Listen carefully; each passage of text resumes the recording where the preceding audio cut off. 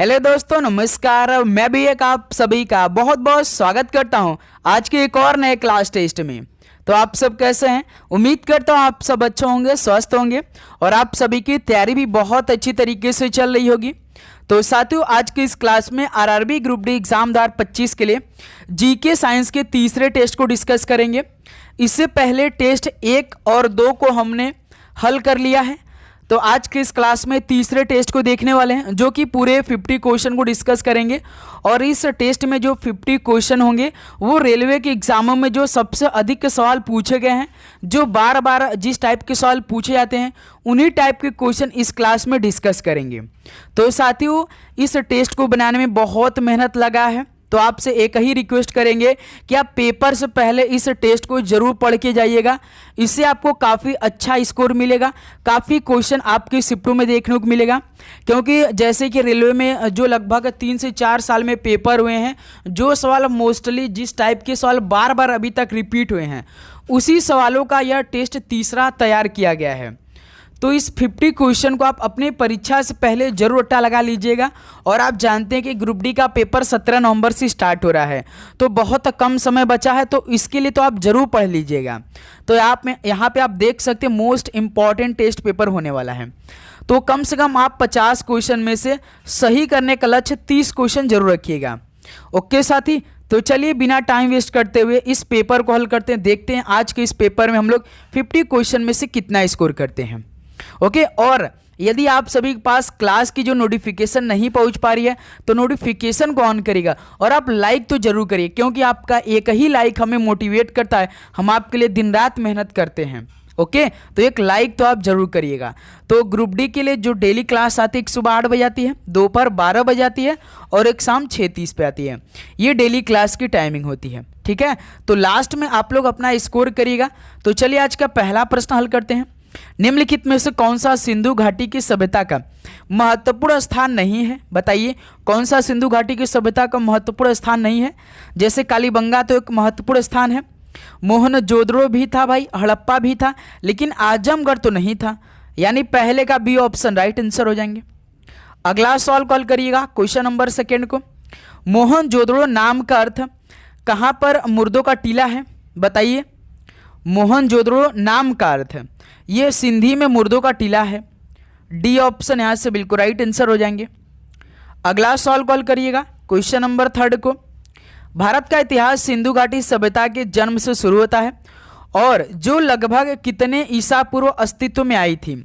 बताइए, भारत के इतिहास सिंधु घाटी सभ्यता के जन्म से शुरू होता है, जो लगभग कितना ईसा पूर्व अस्तित्व में आई थी? तो याद रखिएगा 2500 ईसा पूर्व अस्तित्व में आई थी। बी ऑप्शन बिल्कुल राइट आंसर हो जाएंगे। अगला सवाल कॉल करिएगा, क्वेश्चन नंबर 4। सिंधु घाटी सभ्यता का निम्न में से कौन सा स्थल पंजाब यानी भारत में स्थित है? बताइए, सिंधु घाटी सभ्यता का कौन सा स्थल पंजाब यानी भारत में स्थित है? याद रखिएगा रोपड़ स्थित है। डी ऑप्शन बिल्कुल राइट आंसर हो जाएंगे। अगला सवाल कॉल करिएगा, क्वेश्चन नंबर 5 को। सिंधु घाटी सभ्यता के समय में शिल्प निर्माण के लिए सीप कहाँ से प्राप्त किए जाते थे? बताइए, सिंधु घाटी सभ्यता के समय में शिल्प निर्माण के लिए सीप कहाँ से प्राप्त किए जाते थे? तो याद रखिएगा नागेश्वर से। ऑप्शन सी बिल्कुल राइट आंसर हो जाएंगे। चलिए अगला सवाल कॉल करिए, क्वेश्चन नंबर 6। नर्तकी के कांस्य प्रतिमा कहाँ से पाई गई है? बिल्कुल बेसिक से, बिल्कुल शुरुआत से हम आपको टेस्ट दे रहे हैं। आज तो भाई बिल्कुल बेसिक के क्वेश्चन होंगे, याद रखिएगा। नर्तकी की कांस्य प्रतिमा कहाँ से पाई गई है? और बेसिक से ही सबसे अधिक सवाल पूछे जाते हैं पेपर में, याद रखिएगा। मोहनजोदड़ो से पाई गई थी। ओके, सिंधु घाटी सभ्यता का सबसे पहले खोजा गया स्थल कौन सा था? बताइए, सिंधु घाटी सभ्यता का सबसे पहले खोजा गया स्थल कौन सा था? तो याद रखिएगा हड़प्पा था भाई। डी ऑप्शन बिल्कुल राइट आंसर हो जाएंगे। 1921 में दयाराम साहनी ने इसकी खोज की थी भाई। चलिए क्वेश्चन नंबर 8 कॉल करिए। पशुपति किस काल से मनाया जाता है? पशुपति किस काल से मनाया जाता है? तो याद रखिए हड़प्पा संस्कृति से। डी ऑप्शन बिल्कुल राइट आंसर हो जाएंगे। अगला सवाल कॉल करिएगा, क्वेश्चन नंबर 9 को। हड़प्पा शहर किस नदी किनारे स्थित है? हड़प्पा शहर किस नदी किनारे स्थित है? तो रावी नदी के किनारे स्थित है। ऑप्शन सी राइट आंसर हो जाएंगे। अगला सवाल कॉल करिए, क्वेश्चन नंबर 10। हड़प्पा सभ्यता का प्राचीन शहर कालीबंगा किस राज्य में स्थित है? बताइए, हड़प्पा सभ्यता का प्राचीन शहर कालीबंगा किस राज्य में स्थित है? तो ये राजस्थान राज्य में स्थित है। डी ऑप्शन बिल्कुल राइट आंसर हो जाएंगे। चलिए दोस्त, अगला सवाल कॉल करिए क्वेश्चन नंबर 11 को। निम्न में से किस हड़प्पा स्थल में गोदी यानी डॉक यार्ड थी? बताइए, किस हड़प्पा स्थल में गोदी डॉक यार्ड थी? तो याद रखिएगा लोथल में स्थित था डॉक यार्ड। बी ऑप्शन बिल्कुल राइट आंसर हो जाएंगे। चलिए अगला सवाल कॉल करिए क्वेश्चन नंबर 12। पत्थर की बनी नृत्य करते हुए पुरुष की मूर्ति यानी नटराज ये किस स्थान में पाई गई थी? बताइए, पत्थर की बनी नृत्य करते हुए पुरुष की मूर्ति नटराज किस स्थान में पाई गई थी? तो याद रखिएगा हड़प्पा में पाई गई थी। ऑप्शन सी राइट आंसर हो जाएंगे।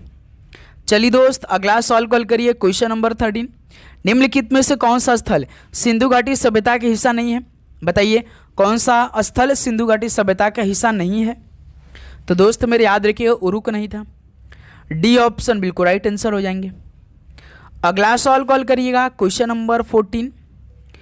हड़प्पा सभ्यता में मनके बनाने के लिए सामग्री का उपयोग किया जाता था? बताइए, हड़प्पा सभ्यता में मनके बनाने के लिए किस सामग्री का उपयोग किया जाता था? तो दोस्त मेरे याद रखिएगा कार्नेलियन पत्थर का। ऑप्शन सी बिल्कुल राइट आंसर हो जाएंगे। चलिए भाई, अगला सवाल कॉल करिए क्वेश्चन नंबर 15। मोहनजोदड़ो कहाँ स्थित है? बताइए, मोहनजोदड़ो कहाँ स्थित है? तो दोस्त मेरे याद रखिएगा सिंध में स्थित है Mohenjodaro. Option C right answer हो जाएंगे। अगला सवाल कॉल करिएगा क्वेश्चन नंबर 16 को। पुरातात्विक स्थल सूर्यकोटदा किस राज्य में स्थित है? बताइए, पुरातात्विक स्थल सूर्यकोटदा किस राज्य में स्थित है? तो दोस्त मेरे याद है कि गुजरात राज्य में। डी ऑप्शन राइट आंसर हो जाएंगे। अगला सवाल कॉल करिए क्वेश्चन नंबर 17 को। वर्ष 1920-21 के आसपास किस नदी किनारे खुदाई के दौरान हड़प्पा शहर मिला था? बताइए भाई, वर्ष 1920-21 के आसपास किस नदी किनारे खुदाई के दौरान हड़प्पा शहर मिला था? तो याद रखिएगा रावी नदी के किनारे। डी ऑप्शन राइट आंसर हो जाएंगे। अगला सवाल कॉल करिएगा क्वेश्चन नंबर 18 को।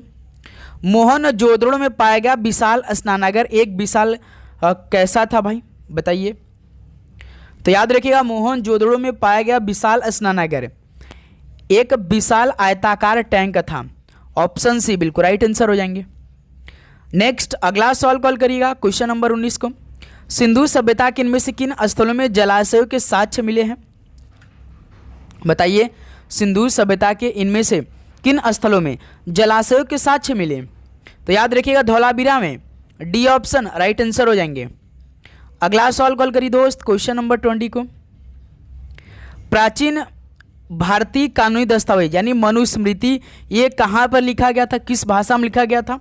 बताइए, प्राचीन भारतीय कानूनी दस्तावेज मनुस्मृति ये किस भाषा में लिखा गया था? तो दोस्त मेरे याद रखिएगा संस्कृत में लिखा गया था। ऑप्शन सी राइट आंसर हो जाएंगे। चलिए क्वेश्चन नंबर 21 कॉल करिए। किसने दिल्ली शहर की स्थापना सबसे पहले की थी और इसे इंद्रप्रस्थ नाम दिया था? बताइए, किसने दिल्ली शहर की स्थापना सबसे पहले की थी और इसे इंद्रप्रस्थ नाम दिया था?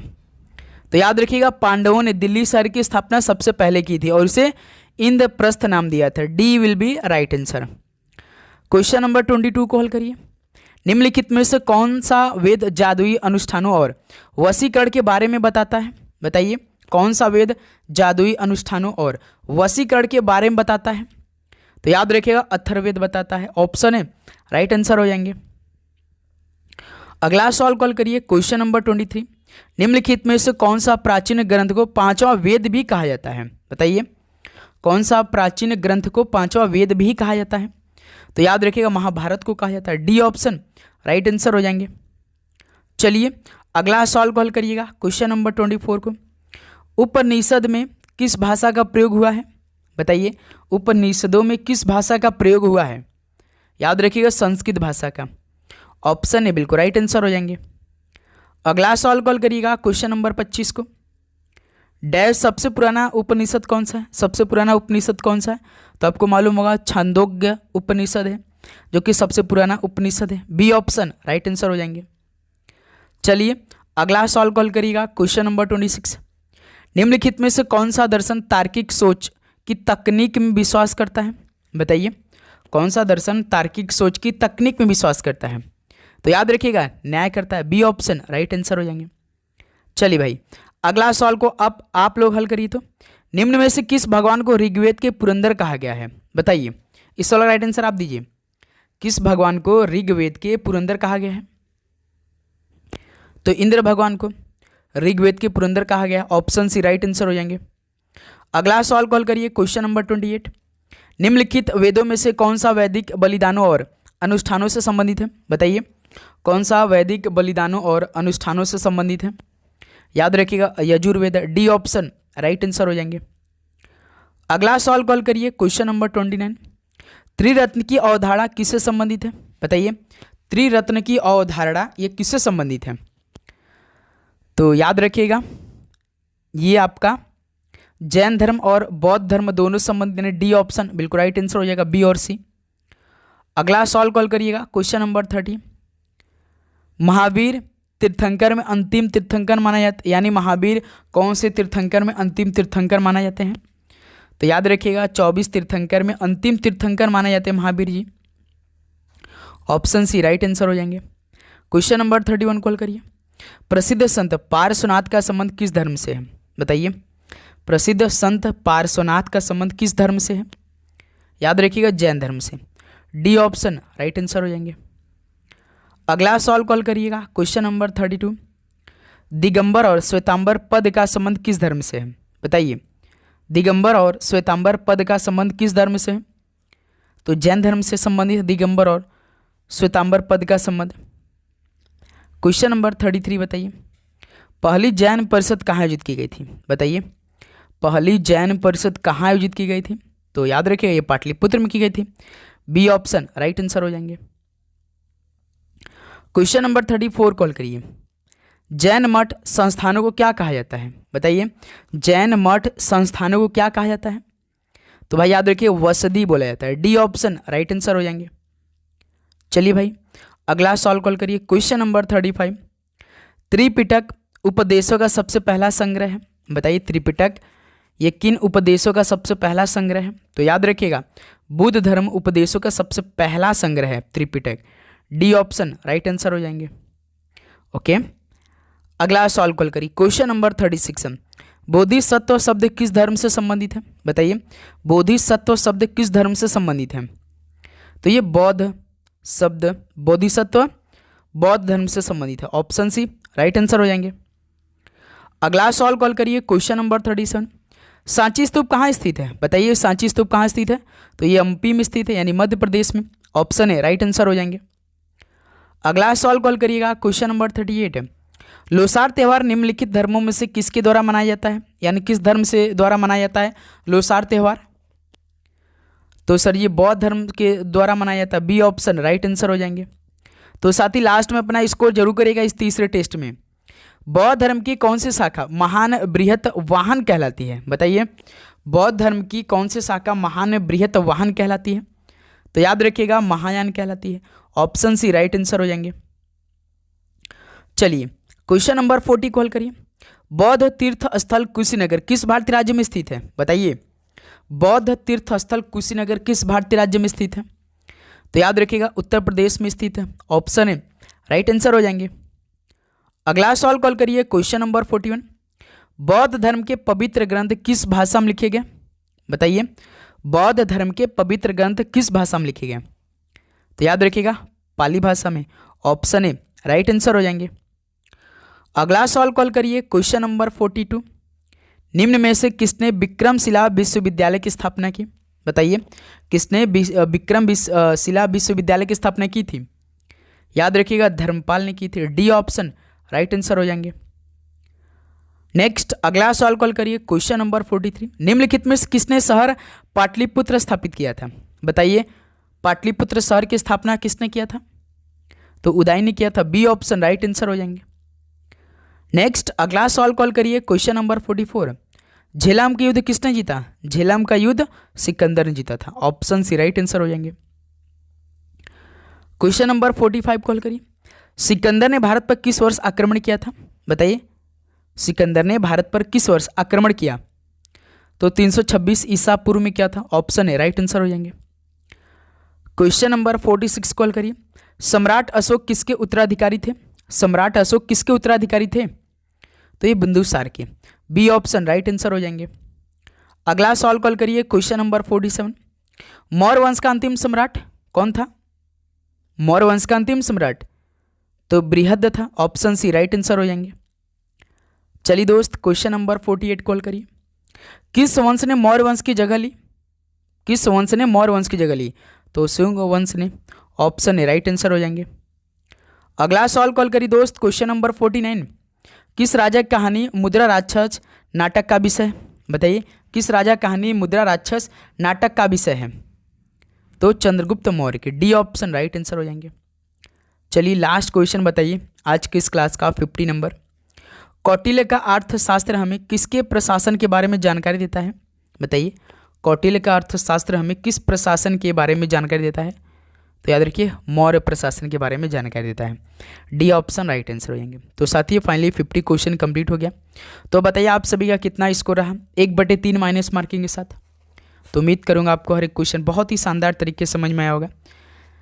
तो आप चैनल पे नए तो सब्सक्राइब जरूर करिएगा। मिलते हैं साथ ही शाम 6:30 पे नए क्लास के साथ। ठीक है, तो सभी को जय हिंद, जय भारत। पढ़ाई करते रहिए। All the way best. धन्यवाद।